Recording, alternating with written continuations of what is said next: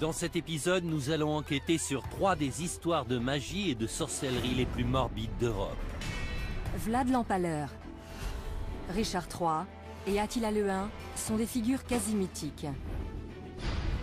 Nous sommes fascinés par les méfaits des empereurs romains et des hordes vikings.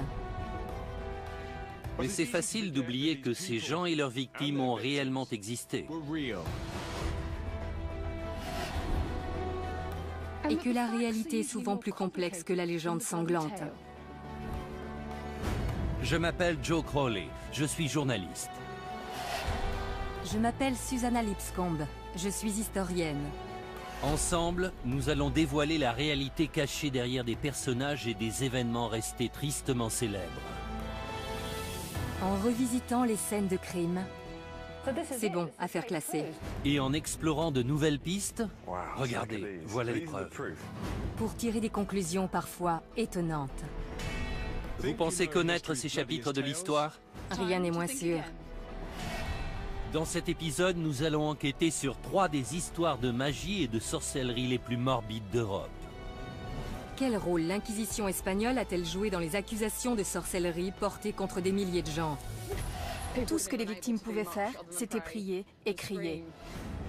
Au cours du XVIIIe siècle, un groupe de voleurs masqués hollandais a-t-il vraiment agi sous la coupe du diable? Les seuls aveux que l'on a ont été obtenus sous la torture. Pourquoi une famille de fossoyeurs a-t-elle été tenue responsable de la propagation d'une maladie mortelle dans la petite ville de Frankenstein? Tout ça a été mis en scène de manière cruelle et macabre.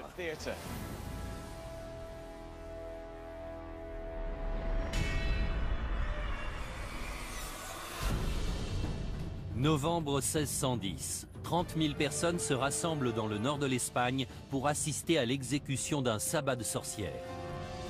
Maria de Arbourou, 70 ans, a été reconnue coupable d'être la reine des sorcières.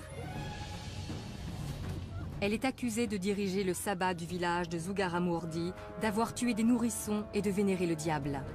Des mois durant, Maria et le reste de son assemblée étaient aux mains de la redoutable Inquisition espagnole. Au terme de cet interrogatoire, 6 d'entre eux vont être condamnés au bûcher et brûlés vifs. Mais Maria et les autres étaient-ils réellement coupables ou étaient-ils victimes d'une conspiration de l'Inquisition?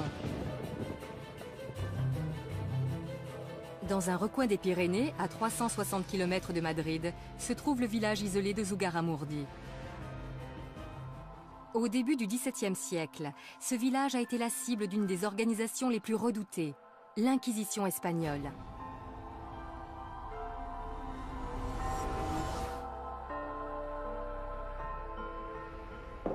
En 1609, l'Inquisition est venue à Zugarramurdi enquêter sur une affaire de sorcellerie dénoncée par les membres du clergé de la région et leurs informateurs. Le village a depuis ouvert un musée entièrement dédié à cette affaire. Les noms des gens qui y étaient mêlés y sont référencés. Parmi eux figure Maria de Arbourou, accusée d'être la reine des sorcières. Instaurée à la fin du XVe siècle, la mission de l'Inquisition était de maintenir la pureté de l'Église et de superviser les Juifs et les musulmans convertis au catholicisme. L'historienne locale, Idoia Mentaberi, a enquêté sur l'affaire de sorcellerie de Zugarramurdi. Que s'est-il passé quand l'Inquisition a débarqué dans le village? Ils sont arrivés vêtus de leurs robes. Il y avait de quoi avoir peur. Ils ont arrêté des femmes, des personnes âgées et même des enfants. Le plus jeune avait 9 ans. Ils ont créé une telle atmosphère de panique et de peur que les villageois ont vite commencé à s'accuser entre eux pour tenter de sauver leur peau.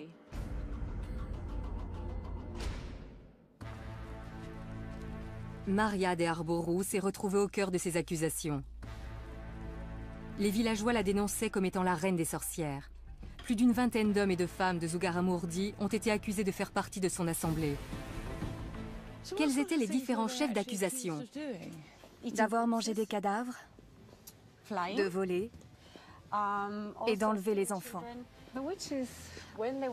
Les sorcières devaient suivre un rituel d'initiation. Elles recevaient un crapaud qu'elles devaient habiller et chérir comme un animal de compagnie. Si elles s'en occupaient mal, le crapaud les dénonçait au diable. C'est incroyable. Les gens croyaient vraiment à ce genre d'histoire? C'est difficile à croire. Ces histoires fantasques ont suffi à les faire livrer aux mains de l'Inquisition. Ils ont été jetés dans la prison secrète, détenus par les inquisiteurs, torturés et accusés de sorcellerie.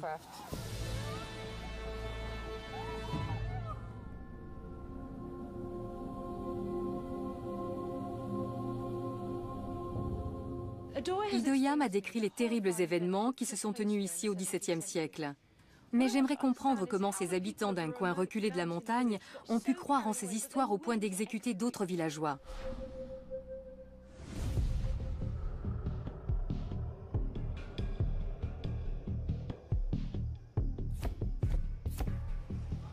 Quand on pense à l'Inquisition, on a souvent en tête des images de prêtres fanatiques vêtus de robes noires et déterminés à exterminer les hérétiques et les sorcières.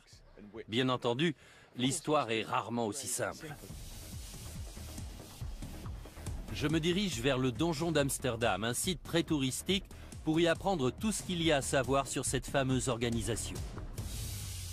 Pour ce faire, j'ai fait appel au professeur Thomas O'Connor, un spécialiste de l'Inquisition.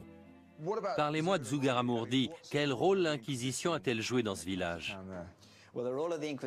Alors que la situation était déjà délicate, les inquisiteurs sont arrivés et ont mis de l'huile sur le feu. Il y a toujours eu des histoires d'accusations de sorcellerie, mais quand l'Inquisition intervenait, tout avait tendance à s'amplifier. Le nombre de dénonciations se multipliait. Un vent de panique générale se mettait à souffler.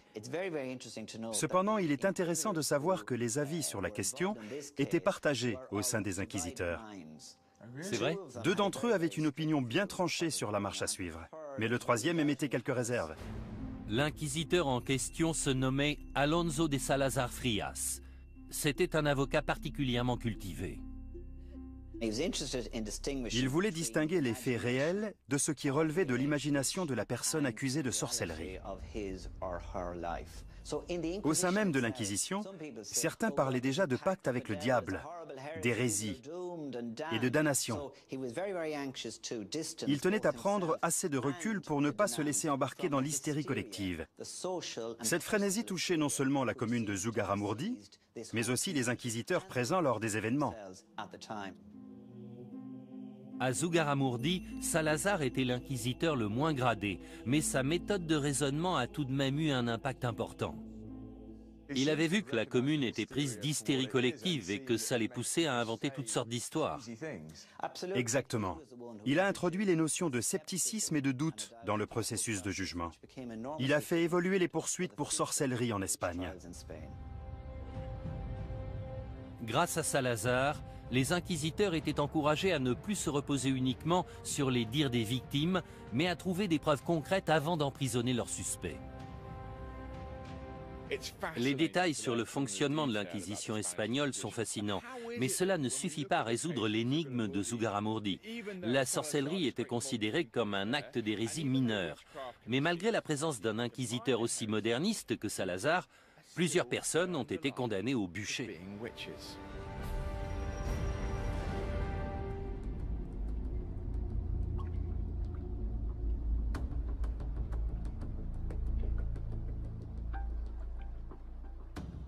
Joe a révélé l'impact tragique qu'a eu l'Inquisition espagnole sur le village de Zugarramurdi. De mon côté, j'aimerais savoir ce qui poussait ces villageois à croire que des sorcières vivaient parmi eux. Que s'est-il vraiment passé? Des gens affirmaient qu'une fois la nuit tombée, des sorcières les avaient emmenés de force dans leurs repères. Il me faut plus d'informations. Les gens inventaient-ils ces histoires ou est-ce qu'elles cachent autre chose?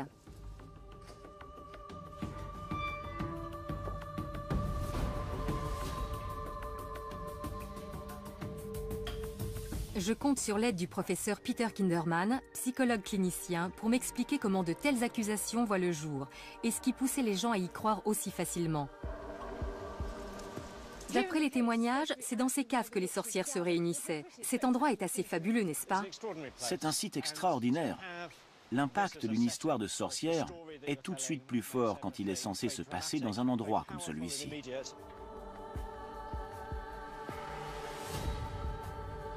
Une fois lancée, une rumeur est difficile à stopper. L'histoire nous dit que ces sorcières enlevaient des gens la nuit et les emmenaient dans ces caves où avait lieu leur assemblée. mais on ne sait pas exactement ce qu'il se passait après. Pour commencer, il faut garder à l'esprit qu'à cette époque, les histoires de sorcières, de démons, de vie après la mort faisaient partie du quotidien des gens. Comme les téléphones, les avions et les armes nucléaires font partie du nôtre aujourd'hui. Les gens expliquaient ce qui leur arrivait à partir des connaissances qu'ils avaient du monde. La peur d'être torturés et brûlés vifs poussait les habitants de Zugarramurdi à émettre de folles accusations sur leurs voisins. Les gens vivaient dans la terreur. Il suffisait qu'un suspect interrogé finisse par avouer en impliquant une ou deux autres personnes pour que les accusations se multiplient. Ce phénomène ne se limitait pas à Zugarramurdi. Dans toute la région, plusieurs villages se sont mis à dénoncer des pratiques de nature satanique. Le cadre idyllique de la montagne s'est alors transformé en un lieu de cauchemar. Certaines personnes parlent d'hystérie collective. Pensez-vous que cela puisse expliquer ce qu'il s'est passé ici? Le terme d'hystérie collective sous-entend que ces personnes étaient dérangées ou malades. Je ne pense pas que ça a été le cas. De nos jours, accuser quelqu'un de sorcellerie passe pour de la démence. Mais si on appelle les services secrets parce qu'on suspecte son voisin de fabriquer des bombes, cela nous paraît normal. Donc il ne faut pas trop rationaliser les faits. Ces gens ont réagi dans la panique. Les conséquences étaient terribles dans les deux cas. Être possédé par le diable et perdre son âme faisait bien plus peur aux gens qu'on ne peut l'imaginer aujourd'hui. D'un autre côté, l'idée de faire l'objet d'une enquête, puis d'être torturé et brûlé vif en public, n'était pas plus réjouissante. Maria et les autres victimes se trouvaient confrontées à un cruel dilemme. Seule leur foi pouvait les sauver, et elle allait être testée comme jamais. L'enquête menée par l'inquisiteur Alonso de Salazar a abouti à la libération de plusieurs suspects. Mais Salazar ne pouvait tous les sauver. Maria de Arbourou et 5 autres personnes ont été jugées coupables.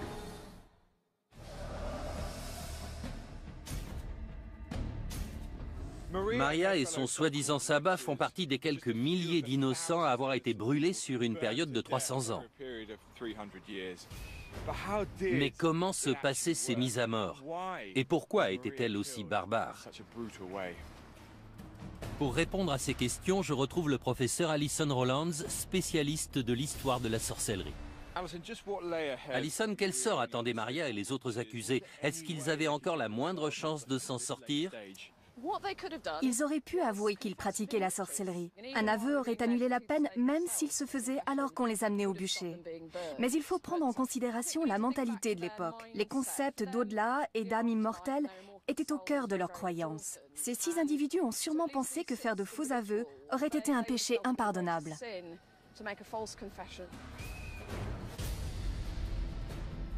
En refusant de choisir la facilité, Maria a définitivement scellé son destin. Elle et ses pairs étaient condamnés à trouver la mort d'une des pires façons imaginables. Pourquoi le bûcher? Pourquoi une mort aussi horrible? On ne pouvait pas les pendre ou les décapiter? Selon certaines croyances religieuses, le feu a le pouvoir de purifier l'âme d'un pécheur. Même si ça peut paraître assez tordu, brûler les personnes accusées de sorcellerie était vu comme une façon de sauver leur âme. J'imagine à quel point ça doit être horrible de voir les flammes se répandre et commencer à brûler. La douleur doit être insoutenable tant qu'on reste conscient. C'était l'une des sentences les plus cruelles. À mon avis, les inquisiteurs pensaient que la menace du bûcher suffirait à convaincre les gens d'avouer. Mais ce n'était pas toujours le cas. Donc ils devaient mettre leurs menaces à exécution. Je ne suis pas sûr de vouloir la réponse à cette question, mais est-ce que ces gens sentaient la mort arriver? Combien de temps se passait-il avant qu'ils ne succombent aux flammes? Malheureusement, il est presque certain qu'ils aient eu le temps de sentir l'odeur du feu et de subir l'atroce douleur causée par les flammes qui se rapprochaient.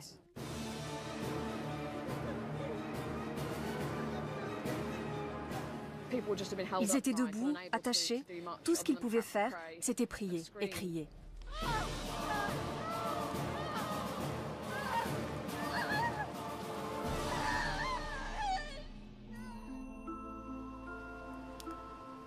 Maria et les autres prétendues sorcières ont connu l'une des pires morts imaginables. Et dire qu'ils auraient pu en réchapper s'ils s'étaient repentis de leurs péchés. Cependant, Salazar a enclenché la fin de ces pratiques barbares. Son rapport à l'Inquisition a fait cesser les exécutions pour cause de sorcellerie en Espagne. Triste ironie du sort, les données qu'ils avaient récoltées à Zugarramurdi ont poussé l'Inquisition à gracier les sorcières du village seulement 4 ans après leur mort par le feu. «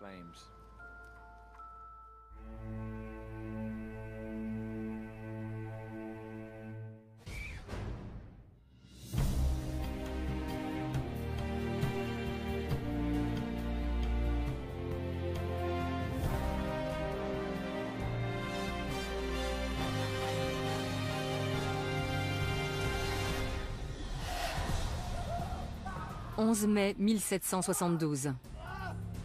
Józef Kirchhoffs, chirurgien aisé et fervent croyant, est sur le point de connaître une mort violente par pendaison. Il a été reconnu coupable d'être à la tête d'un groupe de bandits sans pitié obéissant aux ordres du diable en personne. Leur nom, les Bockenriders. Pendant des années, ces bandits ont fait régner la terreur le long de la frontière hollandaise. Kirchhoffs a été condamné à la potence alors qu'il niait fermement faire partie du célèbre gang, et ce malgré des mois à subir d'affreuses tortures. Était-il un génie du grand banditisme ayant toujours mené une double vie, ou était-il réellement innocent ?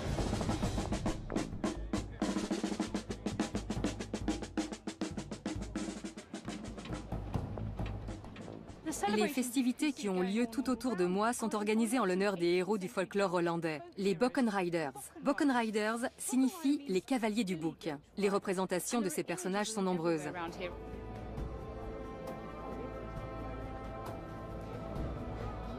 En voilà un Bockenrider. Il chevauche un bouc, une torche à la main, et coiffé d'un chapeau de sorcière alors qu'il s'apprête à fuir sous un ciel rouge sang.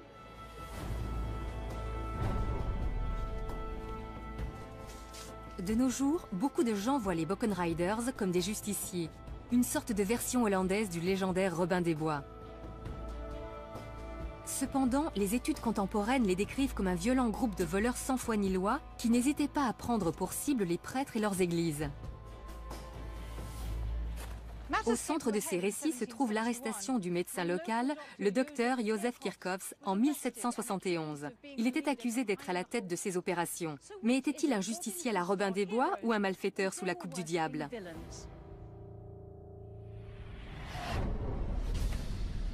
La ville de Herzogenrath est l'un des endroits clés de l'histoire des Bockenriders. Cette ville est maintenant allemande, mais se situe juste à côté de la frontière hollandaise. Je suis venu rencontrer François van Geroorten, président de l'association visant à préserver la mémoire des Bockenriders. François, qu'est-ce qui faisait des Bockenriders un groupe de bandits beaucoup plus terrifiant que les autres criminels? Comme tous les bandits, ils étaient accusés entre autres de vol et de cambriolage. Mais en plus, la légende dit qu'ils avaient fait un pacte avec le diable. Les vols étaient commis dans un périmètre si grand que les rumeurs disaient que le diable leur avait donné des boucs volants pour les assister dans leurs méfaits. L'efficacité impitoyable avec laquelle ces brigands agissaient ont poussé les autorités et la population à croire qu'ils obéissaient tous à une seule et même personne, un leader connu sous le nom de Józef Kirchhoffs. François, quel lien existe-t-il entre cette église et l'objet de notre étude, Józef Kirchhoffs? C'est l'église Sainte-Marie. C'est ici qu'il a été arrêté dans la matinée du 17 août 1771. Ça doit être choquant de se faire arrêter en sortant de l'église devant tous les paroissiens. Il y a de quoi se sentir humilié. Clairement. Il habitait une centaine de mètres plus loin. En l'espace d'un instant, il est passé du statut de citoyen respecté à celui de criminel. Dites-moi plus sur Kirchhoffs. Que sait-on de lui? Il est né en 1724. Après 9 ans dans l'armée, il est rentré chez lui. Et puis il est devenu le chirurgien officiel de la ville de Herzogenrath. Au moment de son arrestation, il était marié et il avait 6 enfants. Pourquoi est-ce qu'ils l'ont arrêté lui plutôt qu'un autre? Les autorités pensaient que le diable venait sur Terre pour séduire les gens pauvres d'esprit, qui ne savaient ni lire ni écrire, afin d'en faire des Bockenriders. mais leur chef devait forcément être quelqu'un de plus instruit. Ils ont pensé à Kirchhoffs. Ses accusateurs étaient persuadés qu'il menait une double vie. Aux yeux de ses concitoyens, il passait pour un bon chrétien, mais une fois la nuit tombée, il devenait le leader de ce groupe de criminels. C'est un peu comme Dr. Jekyll et Mr. Hyde. La formation militaire de Kirchhoffs pouvait certainement s'avérer utile au commandement d'un groupe de violents bandits. En plus de ça, plusieurs malfaiteurs présumés ont donné son nom sous la torture. Menait-il réellement une double vie? Était-il le chef tout-puissant de ce groupe de bandits? Je vais envoyer Joe consulter les archives officielles pendant que je me renseigne sur le fonctionnement des gangs.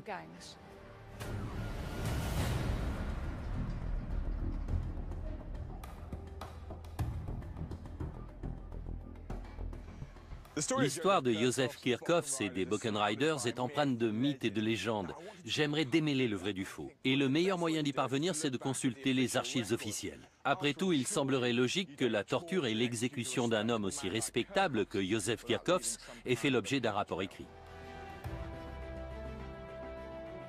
Les originaux des documents officiels concernant Kirchhoffs et les Buchan Riders sont conservés à Maastricht, dans une ancienne église. Cette dernière abrite dorénavant les archives historiques de Limbourg. L'archiviste Truus van Roy-Rox a étudié ces documents cruciaux en détail. S'il y a une personne qui peut m'aider à percer le mystère de cette histoire et faire éclater la vérité au grand jour, c'est elle. Il y a beaucoup de légendes au sujet des Buchan Riders. Quelles conclusions peut-on tirer des documents de l'époque? Quels sont les faits? On a là les comptes rendus des tortures infligées aux prisonniers soupçonnés de faire partie de ce groupe de malfrats.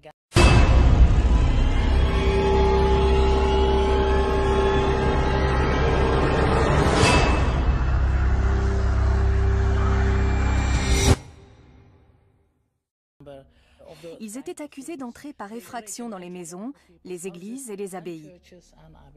Mais le mystère reste entier au sujet de la réelle culpabilité des prétendus Buchan Riders. Les seuls aveux que l'on a ont été obtenus sous la torture. C'est assez déroutant. On trouve ici des milliers de documents juridiques et pourtant aucun d'entre eux ne prouve sans équivoque que Kirchhoffs ait été à la tête de ce réseau criminel. Les seules preuves sont de vagues accusations faites sous la torture. Est-ce qu'il y a des documents qui nous parlent un peu de Joseph Kirchhoffs et de son histoire personnelle? On a une description de lui dans une lettre de recommandation. Elle a été écrite en 1752, quand il était encore sergent dans l'armée. Elle dit qu'il était non seulement un chirurgien très talentueux, mais aussi un homme respecté et très croyant. Les gens n'en revenaient pas quand il a été arrêté. Ça semble un peu tiré par les cheveux qu'un homme aussi sympathique et attaché aux valeurs du christianisme se retrouve à la tête d'une cruelle organisation de malfaiteurs. Oui, il n'y avait aucune preuve concrète de sa culpabilité. Il avait seulement été dénoncé par d'autres suspects passés sous la torture. Clairement, la façon dont ces aveux ont été extirpés pose problème. J'aimerais en savoir davantage sur la nature de ces tortures. Le château où elles ont eu lieu existe toujours. On peut aller voir si vous voulez. Je visualiserai mieux. Ça ne fait aucun doute.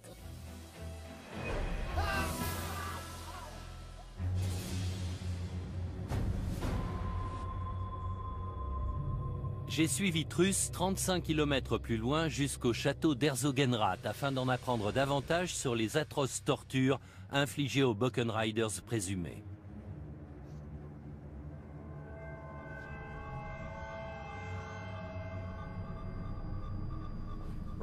Regardez-moi tout ça.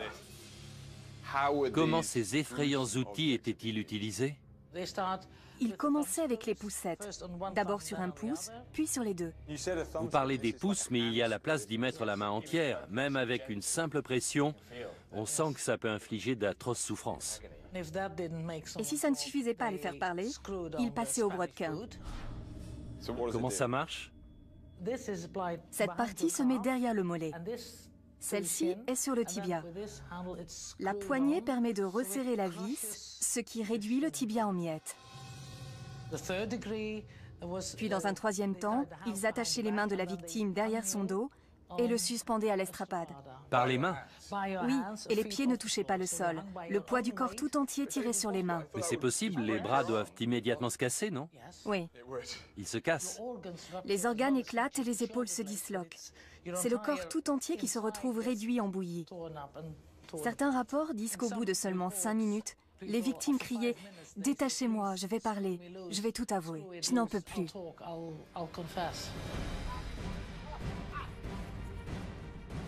Des douzaines de membres présumés des Buchan Riders ont été torturés dans ces lieux et ont rapidement avoué leurs crimes.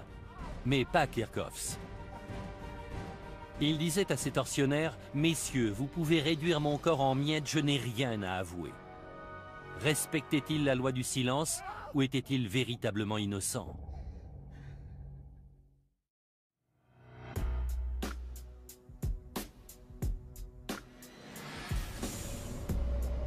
Józef Kirchhoffs n'a jamais avoué malgré les horribles tortures qu'on lui a fait subir. Aurait-il réussi à tenir sa langue jusqu'au bout s'il avait été coupable? Pour le savoir, je vais discuter avec Graham Johnson. Depuis plus de 10 ans, il enquête sur les barons du crime et les gangs sévissant actuellement. Les gangsters connaissent-ils l'identité de leur chef? Pas toujours. Les petites mains, ceux qui les recrutent et tous ceux qui occupent des postes secondaires ne savent pas forcément pour qui ils travaillent. On s'intéresse actuellement à Józef Kirchhoffs, qui était un membre respectable de sa communauté. Est-ce qu'on trouve vraiment ce genre de profil au sein d'un gang? Il arrive souvent que les chefs de gang aient une position sociale élevée au sein de leur communauté.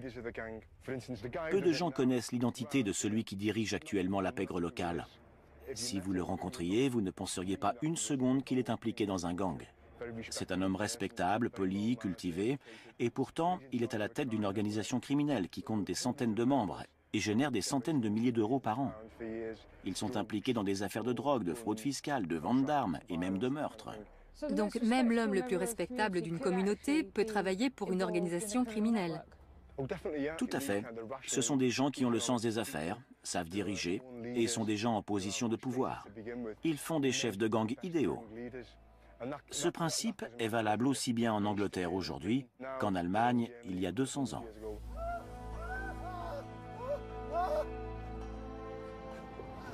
Quand je suis arrivée à Deptford, j'étais persuadée qu'un père de famille très croyant comme Józef Kirchhoffs ne pouvait en aucun cas être à la tête des Buchan Riders. Pourtant, les gangs d'aujourd'hui opèrent au sein de leur communauté dans le plus grand secret. Si Józef pouvait garder le silence sous la torture, peut-être était-il capable aussi de mener de front une vie de famille et la direction d'une organisation criminelle.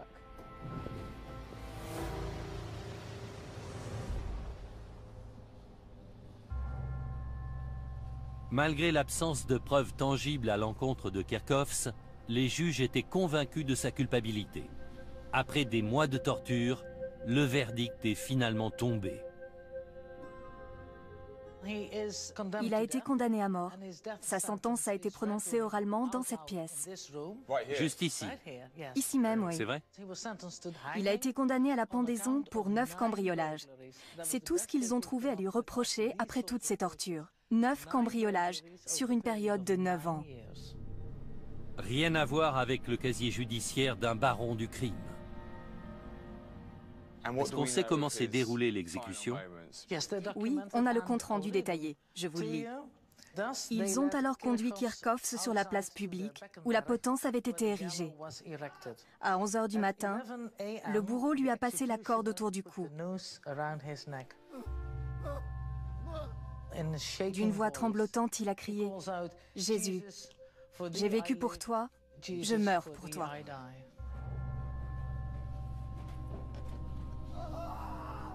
Vous pensez qu'il était impliqué dans cette affaire d'une manière ou d'une autre? Il est vraiment très peu probable qu'il ait pris part à leurs activités. Il n'y a pas la moindre preuve de son implication.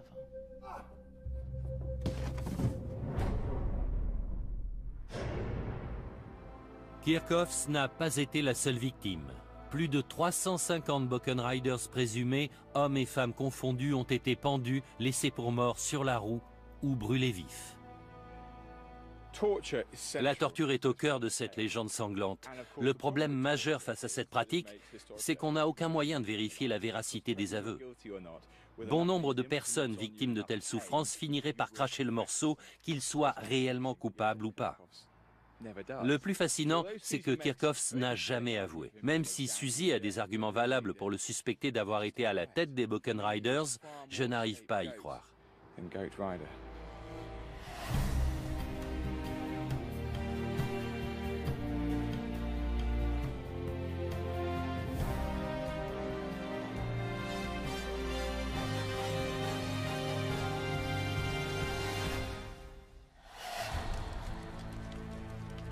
26 septembre 1606.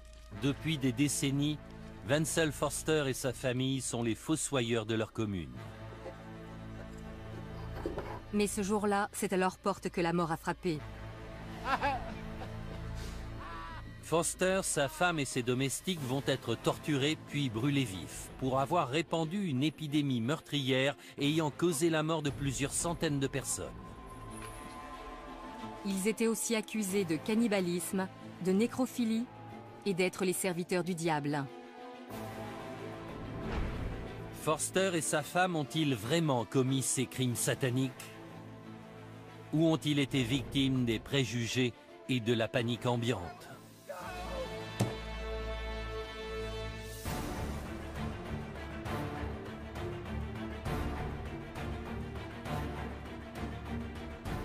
J'ai fait le voyage en Europe centrale pour en apprendre davantage sur la terrible légende de Forster. Voici la ville de Żabkowice-Cieślawski, située au sud de la Pologne. Depuis des siècles, elle est le nœud commercial de cette zone rurale. Ce n'est pas le genre de ville qu'on s'attend à voir faire la une des journaux. Pourtant, en 1606, cette magnifique feuille d'information illustrée a été publiée à son sujet. Cet ancêtre des journaux d'aujourd'hui raconte l'histoire qui a fait connaître cette petite ville. Mais à l'époque, Żabkowice portait un autre nom. Elle s'appelait Frankenstein. C'est en 1818 que Mary Shelley a écrit son célèbre roman gothique racontant la vie de Victor Frankenstein et du monstre qu'il avait assemblé à partir de morceaux de corps humain. 200 ans plus tôt, la ville de Frankenstein a été au centre d'une autre histoire à en glacer le sang, quand des centaines de ses habitants ont été victimes de la peste. Le bulletin illustré ne parle pas seulement des victimes, mais aussi des gens supposés être à l'origine de cette épidémie. La propagation de l'épidémie a été entièrement reprochée à une famille de fossoyeurs qui s'occupait du cimetière de la ville. Ce récit relate une incroyable histoire d'empoisonnement, de vol et de magie noire.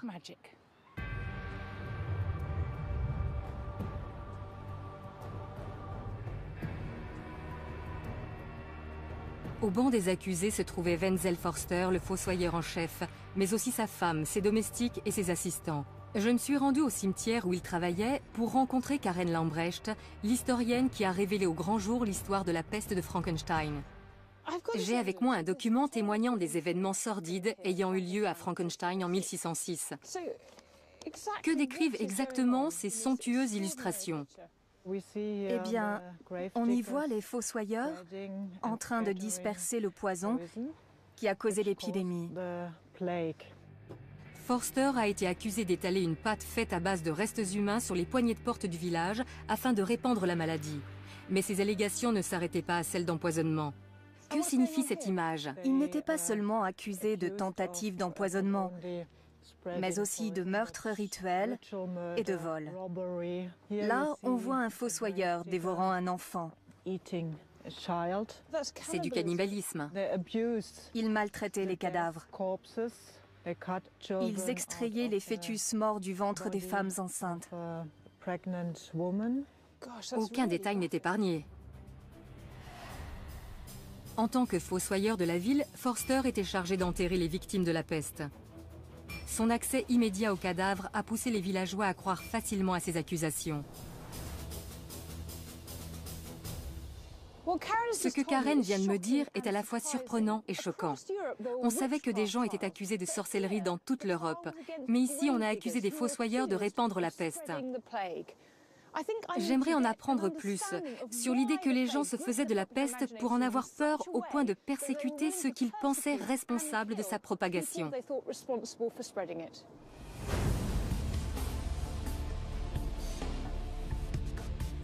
Je suis à Londres où 100 000 personnes sont mortes de la peste 60 ans après l'épidémie de Frankenstein. Je retrouve le professeur Robert Jout, un historien médical, à l'église Saint-Bride où reposent des centaines de victimes de la peste. Robert, pouvez-vous m'en dire un peu plus sur la peste? Sait-on combien de victimes elle a fait à Frankenstein? D'après les rapports de l'époque, il y a eu environ 1500 décès. C'est un chiffre assez élevé. Un quart de la population a trouvé la mort en l'espace d'1 ou 2 semaines. La mort était fulgurante. Et elle frappait sans prévenir, n'est-ce pas? C'est ça. Dans certains cas, les gens se levaient le matin comme si de rien n'était, puis mouraient dans la journée. C'est une mort aussi terrible que soudaine. Les gens en étaient terrifiés. Dans ces conditions, les victimes ne pensaient pas s'être assez préparées au jugement dernier. Ça les effrayait plus que tout. Quand la peste frappait, les églises débordaient de demandes d'inhumation. Il était impossible d'enterrer tout le monde convenablement. Regardez ça.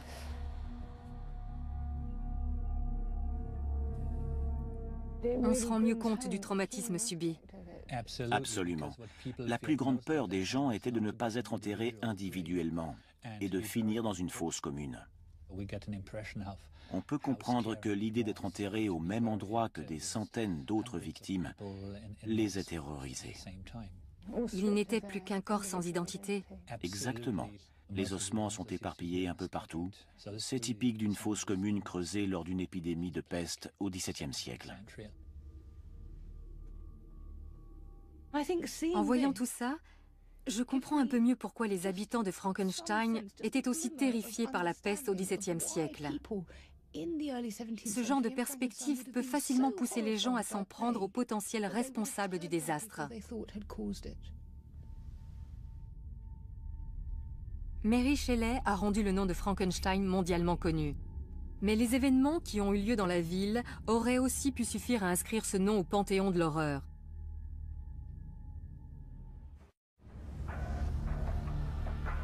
Suzy a découvert qu'un quart de la population de Frankenstein a succombé à la peste. Les fossoyeurs ont-ils réellement pu répandre l'épidémie à l'aide de potions empoisonnées? Y a-t-il un moyen de découvrir ce que contenaient ces potions? Bien entendu, les autorités de l'époque ne disposaient pas de laboratoires médico-légaux où les faire analyser. Personnellement, l'idée de potions pestiférées me semble un peu exagérée. On pourrait presque y voir un complot monté dans le but de s'en prendre aux fossoyeurs.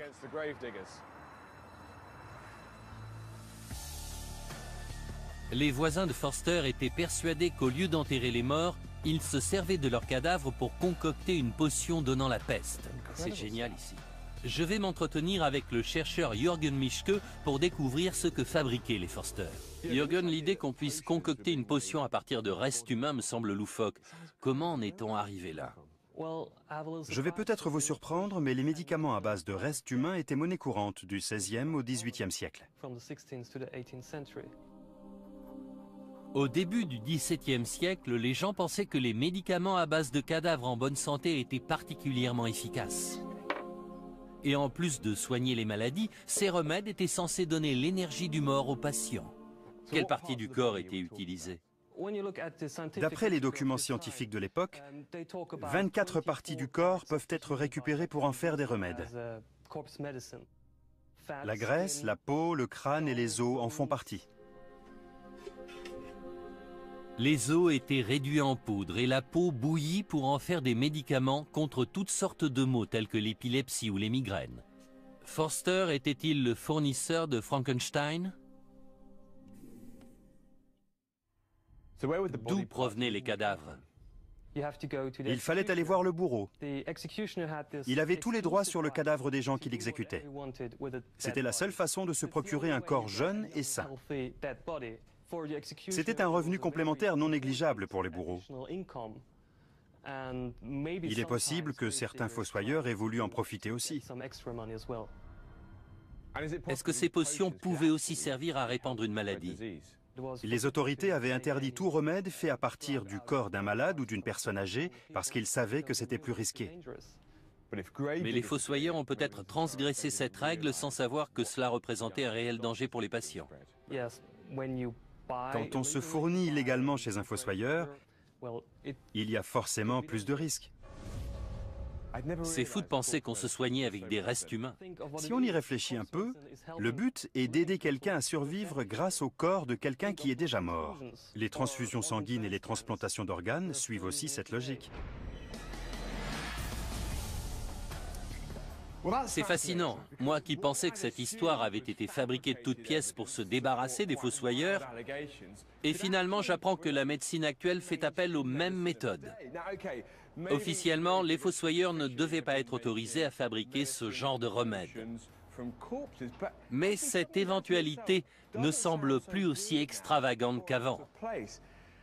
De plus, la fabrication de remèdes de cette nature faisait clairement d'eux les coupables idéaux.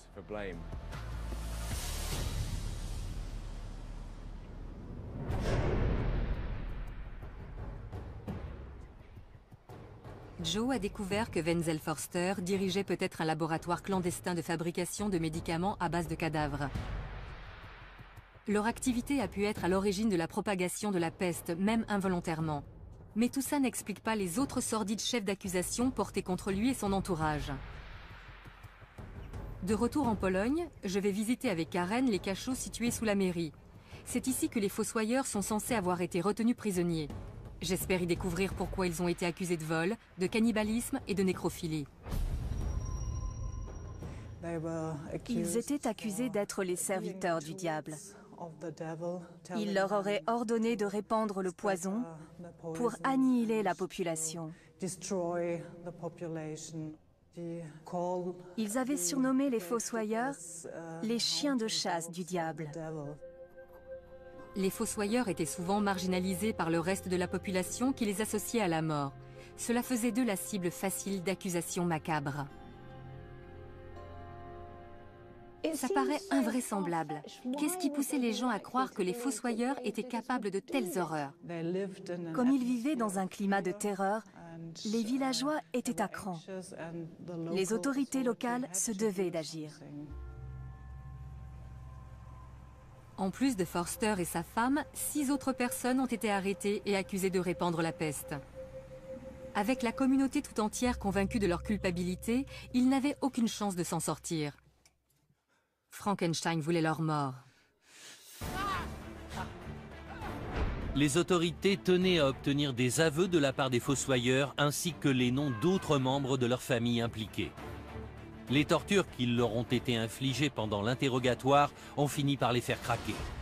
Le trajet vers l'endroit de leur exécution a débuté ici, dans les cachots de la mairie, où Forster et les autres avaient été emprisonnés et torturés.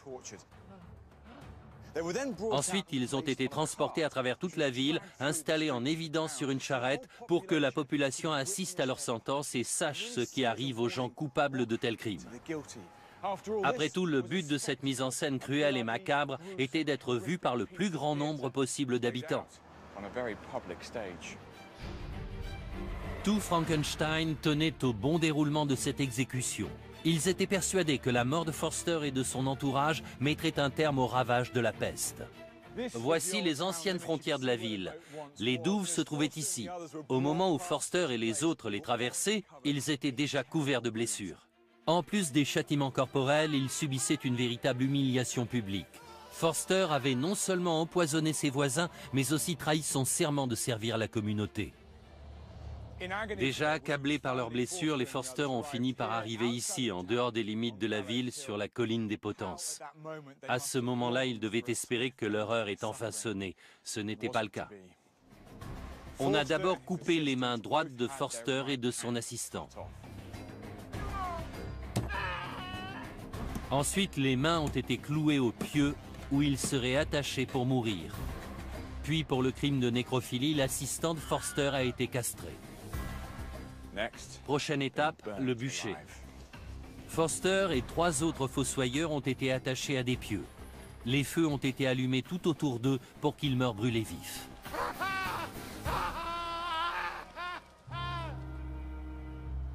Pendant les 11 années qui ont suivi, d'autres familles de fossoyeurs ont été arrêtées, jugées et exécutées.